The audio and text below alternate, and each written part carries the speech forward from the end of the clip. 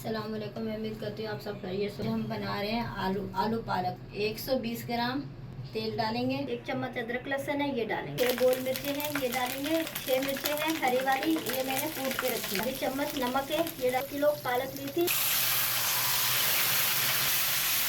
ये आधा किलो मेरे पास आलू है, ये डालेंगे।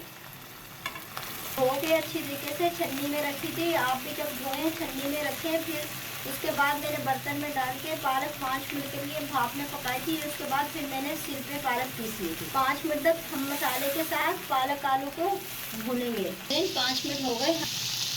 20 मिनट के लिए गलने के लिए हल्की आंच पे। नाज़रीन 20 मिनट हो गए हमारा, ये देखें माशाल्लाह से बहुत अच्छा पक चुका है। बस अब हम चूल्हा बंद कर देंगे। अगर मेरी वीडियो अच्छी लगे सब्सक्राइब कीजिएगा, शेयर कीजिएगा, लाइक कीजिएगा, आगे बढ़ाइएगा। अल्लाह हाफिज़।